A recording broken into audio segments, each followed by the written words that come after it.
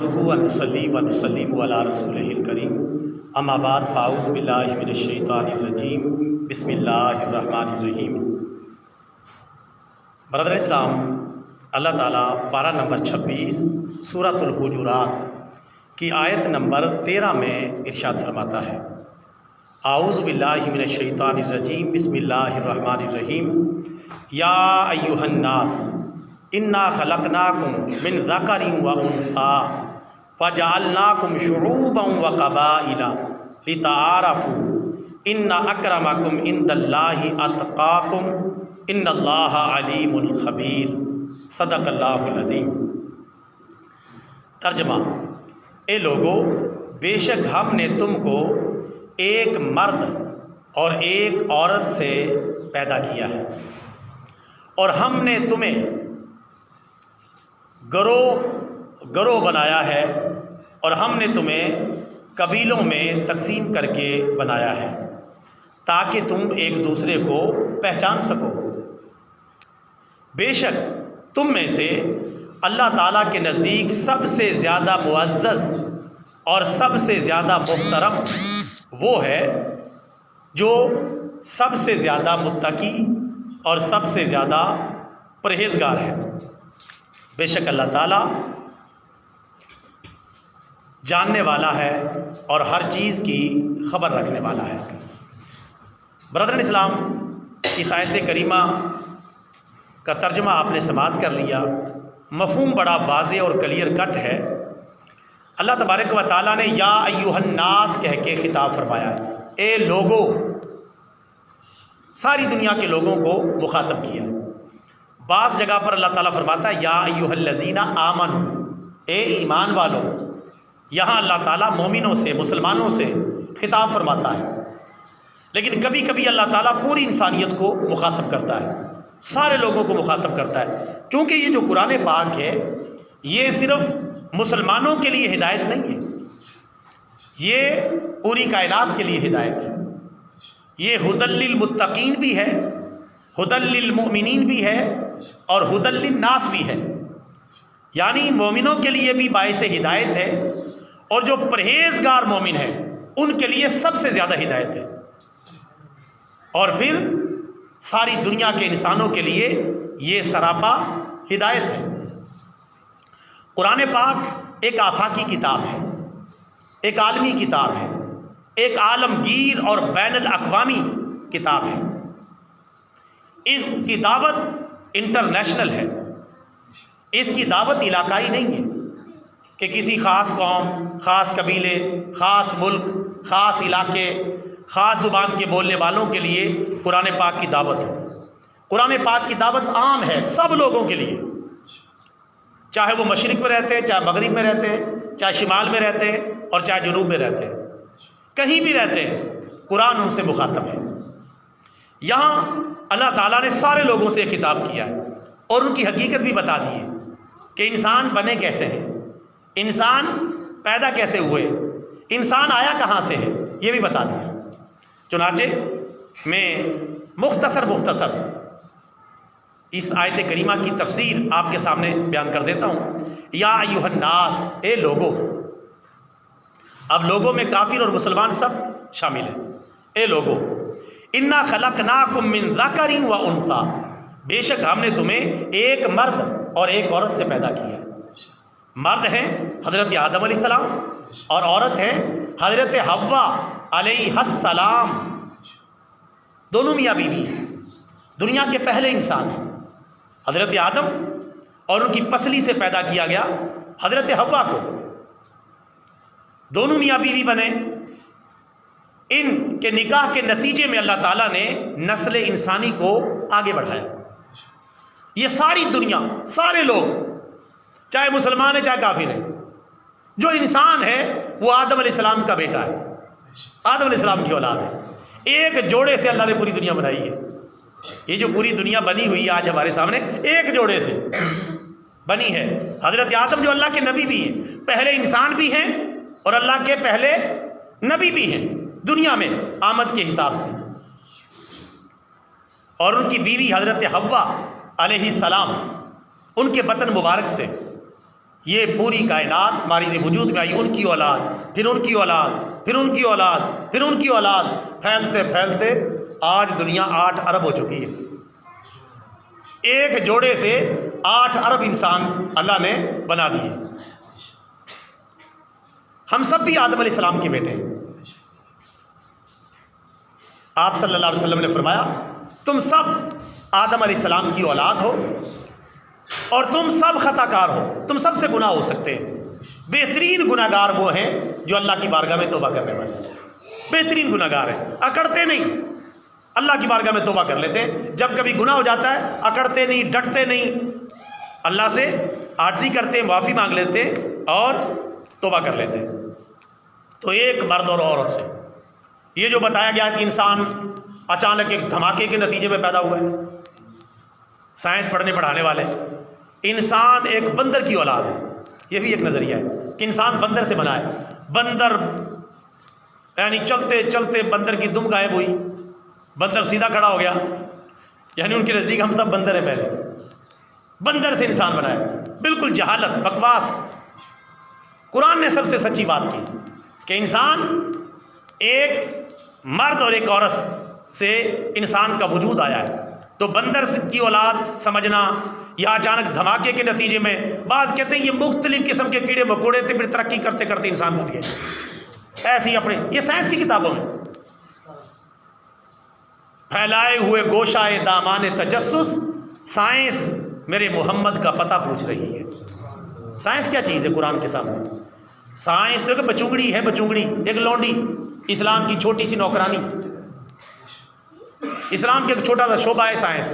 لوگ سائنس کو اتنا آگے نہیں لے جاتے ہیں، پتہ نہیں سائنس کیا بلا ہے۔ میں تفصیل میں جاؤں گا، بات لمبی ہو جائے گی، مختصر کرتا ہوں۔ آگے اللہ تعالیٰ نے فرمایا ہم نے تمہیں قبیلے اور گروہ بنایا ہے۔ قبیلے اور گروہ، بڑے بڑے قبیلے تھے، نبی پاک کے دور میں بھی قبیلے تھے، آج کل بھی قبیلے کے علاقوں میں، اور آج کل ہم ذات پات برادری کے اندر بٹ گئے ہیں۔ یہ بھی قبیلے اور ذات اور پات ہیں، جٹ، بٹ، گجر، کھوکر، میواتی، پنجابی، ہندی، سندھی، بلوچی، پشتو، پشتون، یہ سارے، اور ہر بندہ اپنی ذات پہ فخر کرتا ہے، میں جٹ ہوں، میں بٹ ہوں، میں گجر، میں کھوکر، میں میواتی، میں پنجابی۔ تمہیں پتہ نہیں میں میواتی ہوں، مجھ سے بچ کے رہنا۔ آپ میواتی ہو، کوئی جن تو نہیں؟ میں جٹ ہوں، بٹ ہوں، گجر ہوں، کھوکر ہوں۔ اور پیٹ میں تیرے گندگی بھری ہوئی ہے، تو کیا بنا ہوا ہے؟ اپنی حقیقت دیکھ، تیری حقیقت کیا ہے، اپنی اصل دیکھ۔ یہ تو اللہ نے پہچان کے لیے بنایا ہے، فخر نہیں کرنا اس پر۔ اللہ فرماتا ہے یہ ہم نے ذات پات برادری قبیلے قومیں پہچان کے لیے بنائی، لتعارفوا، تاکہ تم ایک دوسرے کو پہچان سکو، جان سکو کہ تمہارا قبیلہ کیا، برادری کیا، تعارف ہو جائے، ایک دوسرے کو سمجھنا پہچاننا آسان ہو جائے۔ اس لیے تکبر کے لیے نہیں، یہ اکڑنا، تکبر کرنا، غرور کرنا، میں فلانی قوم کا ہوں، میں فلانا، میں ارائی ہوں، میں کشمیری بٹ ہوں، کوئی کچھ بڑا پھر رہا ہے۔ بھائی یہ پہچان کے لیے، یہ تکبر کے لیے نہیں ہے، یہ غرور کے لیے نہیں۔ کسی ذات کو کسی ذات پر کوئی برتری حاصل نہیں، کسی قبیلے کو کسی قبیلے پر کوئی برتری حاصل نہیں، کسی قوم کو دوسری قوم پر کوئی فضیلت حاصل نہیں، کسی بندے کو کسی بندے پر کوئی فضیلت حاصل نہیں۔ عام اعتبار سے رسول پاک صلی اللہ علیہ وسلم نے خطبہ حجۃ الوداع کے موقع پر اعلان فرمایا عربی کو اجمی پر، اجمی کو عربی پر کوئی برتری حاصل نہیں، کالے کو گورے پر، گورے کو کالے پر کوئی برتری حاصل نہیں۔ ہمارے علاقے میں جو گورے کرتے بڑے، میں گورا ہوں، میں چٹا ہوں، کاڑوں کو ایسے ہی سمجھتے بیچاروں۔ افریقہ کے ملک میں جا جائیں، وہاں کاڑا پن حسن ہے، جو کاڑا جتنا زیادہ کاڑا اتنا زیادہ حسین و جمیل۔ یہ جو چٹے اور سفید کلر کے ہیں وہ کہتے ہیں یہ کیا بیکار سا بندہ آ گیا۔ تو یہ کوئی ایسی بات نہیں، حسن کا مرکز کسی جگہ سفید ہونا بن گیا، کسی جگہ کالا ہونا بن گیا، تو کالا ہونا، گورا ہونا، اس کی کوئی فضیلت اسلام میں نہیں ہے۔ کیا فضیلت ہے؟ رسول پاک نے فرمایا فضیلت کا معیار صرف اور صرف تقویٰ ہے، پرہیزگاری ہے، اللہ کا ڈر ہے۔ جس میں اللہ کا ڈر زیادہ ہے وہ اللہ تعالیٰ کے نزدیک محترم بندہ زیادہ ہے۔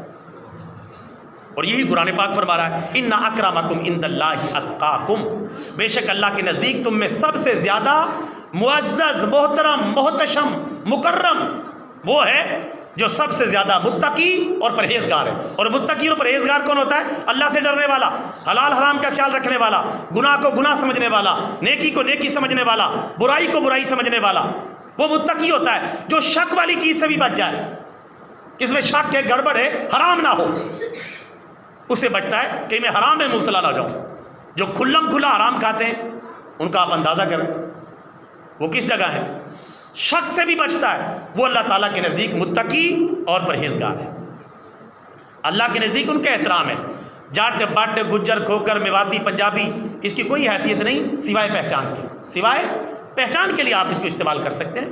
میں اس ذات سے، اس قبیلے سے تعلق رکھتا ہوں، میری یہ زبان ہے، میری یہ زبان ہے، بس اتنا کہہ سکتے ہیں، اس سے زیادہ نہیں. اور اللہ تعالیٰ نے آخر میں جب آیت ختم کی فرمایا ان اللہ علیم خبیر، بے شک اللہ تعالیٰ ہر چیز کو جاننے والا ہے. اللہ تعالیٰ ہر چیز سے باخبر ہے. تم بتاؤ گے میں فلانے قبیلے سے ہوں، میں اتنا تگڑا ہوں، تم کیا بتاؤ گے؟ اللہ سب جاننے والا ہے. اللہ کو کیا بتانا تم نے؟ بڑے بڑے لقب رکھ لیتے ہیں، یہ لقب، یہ لقب، یہ لقب، یہ لقب. اللہ کے سامنے یہ چیزیں نہیں چلتی. اللہ تعالیٰ خود فرماتا ہے قرآن پاک میں ایک اور جگہ پر 27ویں سپارے میں سورہ نجم میں فلا تزکوا انفسکم هو اعلم بمن اتقى. تم خود اپنی تعریفیں مت کرو، تم خود اپنی پاکیزگی بیان نہ کرو، اللہ جانتا ہے کون کتنا متقی ہے. اللہ کو کیا بتانا تم نے؟ میں اتنا متقی، میں اتنا پرہیزگار، میں اتنا بڑا، میں اتنا سیاسی لیڈر، میں اتنا بڑا مولوی، میں اتنا بڑا عبادت گزار، میں تہجد گزار، میں بڑی تسبیحیں پھیرتا ہوں. اللہ کو نہ بتاؤ. اپنی حیثیت میں رہو. کہتے ہیں نا اپنی اوقات میں رہو، اپنی اوقات میں رہو. اللہ کو پتہ ہے کون کتنا متقی. اللہ تمہارے اعمال تول دے گا، پھر پتہ چل جائے گا کہ کس کا کتنا عمل ہے. اس لیے عاجزی اختیار کرو، اللہ سے ڈرو، نیکیاں جمع کرو، لیکن نیکیوں پر تکبر نہ کرو. محاورہ مشہور ہے، نیکی کر دریا میں ڈال، نیکی کر دریا میں ڈال. اور ہم کیا کرتے ہیں؟ نیکی کر فیس بک پہ ڈال، نیکی کر انسٹاگرام پہ ڈال، نیکی کر ٹک ٹاک پہ ڈال. نیکی کرے بھلا بھائی میں نے نیکی کی ہے، خدا کے بندو سمجھ جاؤ میں یہ نیکی کر چکا ہوں. کوئی سیاسی لیڈر کوئی سڑک بناتا ہے، سڑک بنواتا ہے گرانٹ سے، پاکستانی قوم کے ٹیکسوں سے، نام اپنا موٹی سی پٹی پر لگا کر فلاں کی خصوصی کاوش. حالانکہ اس کی کاوش کچھ بھی نہیں، جو حکومت پاکستان کی طرف سے گرانٹ جاری ہوئی وہ بھی پوری نہیں لگی، آدھی جیب میں، اور خصوصی کاوش فلاں صاحب کی. حالانکہ وہ ہمارا ہی پیسہ گھوم گھام کے ہمارے پاس آ گیا، ہم ٹیکس دیتے ہیں. اپنی تعریفیں کرنا اس سے کوئی فائدہ نہیں. جو اپنی تعریفیں خود کرنے میں لگے رہتے ہیں ان کی تعریفیں مٹ جاتی ہیں، اور جو اللہ کی تعریفیں کرنے میں لگے رہتے ہیں ان کے نام اللہ تعالیٰ ہمیشہ زندہ رکھتے ہیں. ان کے نام زندہ. دیکھیں اللہ کے نیک بندوں کے نام آج زندہ ہیں. نہ وزیراں دے نہ فقیراں دے، دیوے بڑھ دے صدا فقیراں دے. اللہ کے جو نیک بندے ہیں، دیندار ہیں، قرآن و سنت پر چلنے والے ہیں، انہی کو لوگ یاد رکھنے والے ہیں. باقی بھول گئے کیسے کیسے حسین، کیسے کیسے جمیل، کیسے کیسے امیر، کیسے کیسے بادشاہ، کیسے کیسے ڈکٹیٹر، کیسے کیسے بڑے بڑے حکمران آئے چلے گئے، ہڈیاں گل سڑ گئیں، قبر میں پڑے اپنے اعمال کا حساب کتاب دے رہے ہیں. کہاں گئی وہ طاقت؟ کہاں گیا وہ ڈنڈا؟ کہاں گئی وہ پولیس؟ کہاں گئی وہ فوج؟ کہاں گئے وہ باڈی گارڈ؟ باڈی گارڈ بھی ادھر ہی پڑے، آپ ادھر پڑے. یہ آنکھوں کا صرف دھوکہ ہے اور کچھ بھی نہیں ہے. یہ امیری غریبی بھی آنکھوں کا دھوکہ ہے، یہ ذات پات برادری یہ سب آنکھوں کا دھوکہ ہے. انسان بنے، بس انسان، اچھے انسان بنے، اچھا انسان بنے. اچھے انسان بن گئے تو پھر انشاءاللہ اچھے مسلمان بھی بن جائیں گے. بندہ بن، گندہ نہ بن.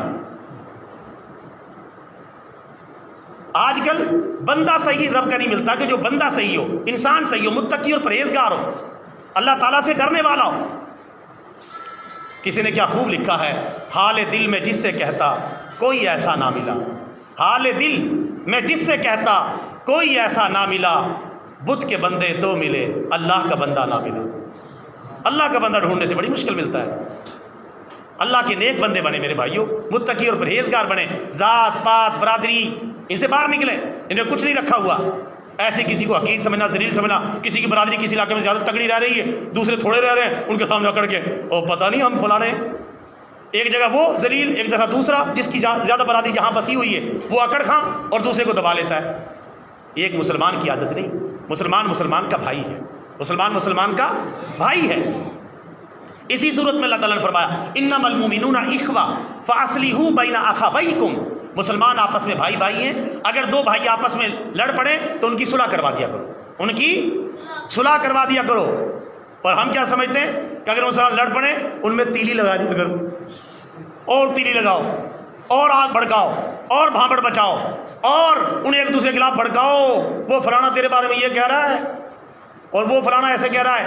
یہ حرام ہے حالانکہ کہنا اس طرح، یہ کہ یار وہ بھی آپ کی تعریف کر رہا، آپ اس کی تعریف کریں، ڈریں اللہ سے، ڈریں، توبہ کر لیں، صلح کر لیں۔ یہ سچا مسلمان ہے جو لگائی بجھائی دیا سڑائی بنا رہتے، ادھر لگائی ادھر بجھائی دیا سڑائی بنے رہتے ہیں، وہ گھاٹے ہیں۔ اللہ تعالیٰ سے دعا ہے اللہ تعالیٰ ہمیں متقی اور پرہیزگار بننے کی توفیق عطا فرمائے۔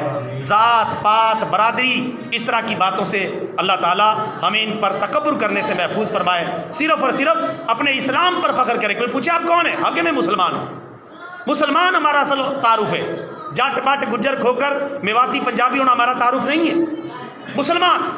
مسلمان ہونا ہمارا تعارف ہے۔ اور اللہ نے قرآن پاک میں فرمایا وَمَنْ أَحْسَنُ قَوْلًا مِّمَّنْ دَعَا إِلَى اللَّهِ وَعَمِلَ صَالِحًا وَقَالَ إِنَّنِي مِنَ الْمُسْلِمِينَ۔ اور اس بندے سے زیادہ اچھی بات کس کی ہے جو اللہ تعالیٰ کی طرف بلائے اور نیک عمل کرے۔ وَقَالَ إِنَّنِي مِنَ الْمُسْلِمِينَ، اور اگر کوئی سے پوچھے بھائی تو کون ہے، وہ کہہ دے إِنَّنِي مِنَ الْمُسْلِمِينَ، میں تو مسلمان ہوں، میں تو مسلمان ہوں۔ یہ قرآن پاک میں لکھا ہوا ہے، یہ ہے ہماری تعریف۔ اللہ تعالیٰ ہمیں صحیح بات پر عمل کرنے کی توفیق عطا فرمائے۔